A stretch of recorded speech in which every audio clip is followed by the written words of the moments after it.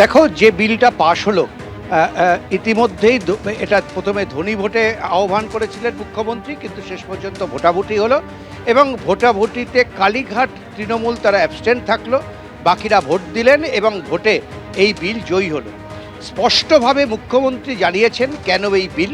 তার বক্তব্য যে বিগত 2021 সালের পর থেকে টানা পশ্চিমবঙ্গে যে ঘটনা ঘটেছে এবং তার আগে 1999 সালের পর থেকে পশ্চিমবঙ্গে যে ঘটনা ঘটেছে, অর্থাৎ রাজনীতিতে দুর্বৃত্তায়ন, এই দুর্বৃত্তায়ন বন্ধ করার জন্যই তাকে এই বিল আনতে হয়েছে।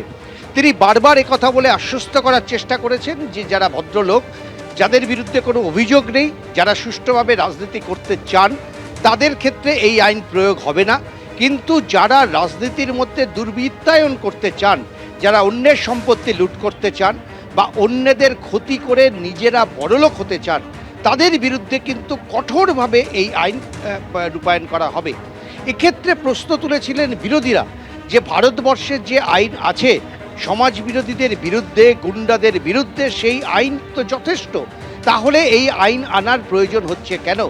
মুখ্যমন্ত্রীর কথায় কখনো কখনো প্রিভেনশনের দরকার হয়, অর্থাৎ আগে থেকে কারা এই গণ্ডগোল করতে পারে তাদেরকে চিহ্নিত করা এবং তাদেরকে আটক করে 1 বছরের জন্য জেলে আটকে রাখা, এটা রাজ্যের শান্তি শৃঙ্খলা ফেরানোর জন্য অত্যন্ত প্রয়োজন।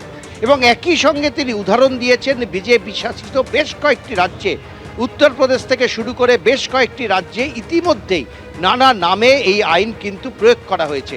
অর্থাৎ মুখ্যমন্ত্রী তার বক্তব্যে বারবার যে কথা তুলে ধরার চেষ্টা করেছেন সেটা হচ্ছে যে এই মুহূর্তে রাজ্যের যে অবস্থা, সমাজবিরোধী কার্যকলাপ থেকে গুন্ডা রাজ যেভাবে গোটা রাজ্যকে গ্রাস করেছে, সেই অবস্থায় দাঁড়িয়ে যে এক্সিস্টিং আইন আছে সেই আইনের মাধ্যমে এই গোটা বিষয়টা নিয়ন্ত্রণ করা সম্ভব না। কারণ আইনে অনেক কোট আনকোট ফাঁকফোকর রয়েছে, যে ফাঁকফোকর দিয়ে দুষ্কৃতীরা কয়েকদিন জেলে কাটিয়ে তারপরে তারা আবার বেরিয়ে আসে এবং তারা আবার সমাজবিরোধী কার্যকলাপের সঙ্গে যুক্ত হয়। তিনি একাধিক উদাহরণ দিয়েছেন এই নিয়ে এবং সেই কারণেই তিনি বলছেন যে এই আইনে 1 বছর নিশ্চিতভাবে তাকে কারাবাস করতে হবে এবং তার যা প্রসিডিংস আছে সেই প্রসিডিংসগুলো চলবে। অর্থাৎ তার বক্তব্য যে সমাজ বিরোধীরা মাথা তুলতে দেওয়া হবে না।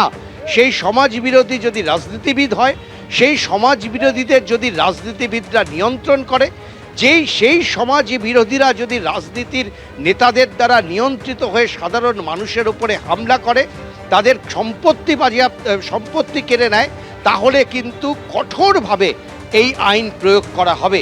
শুধু আইন প্রয়োগ করে জেলে পাঠানোই নয়, এই আইন প্রয়োগ করে যাদের যদি যা সম্পত্তি বিনষ্ট হচ্ছে সেই সম্পত্তি যারা করছেন তাদের সেই সম্পত্তিকে বাজেয়াপ্ত করে সেটা সেই অর্থে সেই সম্পত্তি ফেরানো হবে। মুখ্যমন্ত্রী বলার সময় অর্থাৎ অপরাধীদের ক্ষেত্রে ব্যবস্থা নেওয়াই নয়, তাদের সম্পত্তি বাজেয়াপ্ত করার সংস্থারও রয়েছে এই বিলে। সঙ্গে থাকো উজ্জ্বল।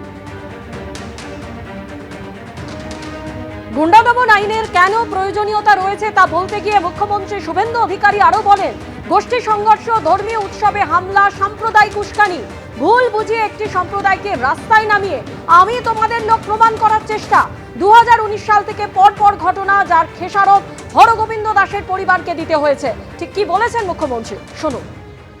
2019 সাল থেকে যে ঘটনাগুলো পরপর ঘটেছে, যার খেসারত এই রাজ্যের একটা সময় কাস্তে হাতুড়ি তাড়াতে ভোট দেওয়া হরগোবিন্দ দাসের পরিবারকে দিতে হয়েছে, যার খেসারত সরকারি সম্পত্তি,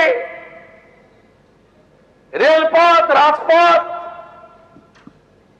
রাজ্য সড়ক, সরকারি অফিস, ব্যক্তিগত ব্যবসা কেন্দ্র,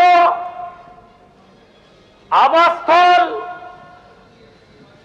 সব জায়গা ধ্বংসস্তূপে পরিণত হয়েছে।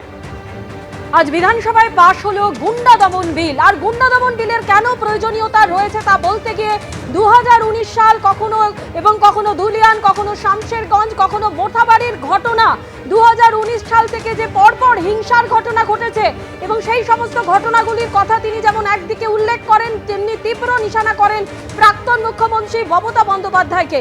11/4/2025 সালে শামশেরগঞ্জ, মুর্শিদাবাদের শামশেরগঞ্জের যে ঘটনা ঘটে সেই ঘটনার কথাও কিন্তু আজকে উল্লেখ করেন মুখ্যমন্ত্রী শুভেন্দু অধিকারী। এবিপি আনন্দ, এগিয়ে থাকে, এগিয়ে রাখে।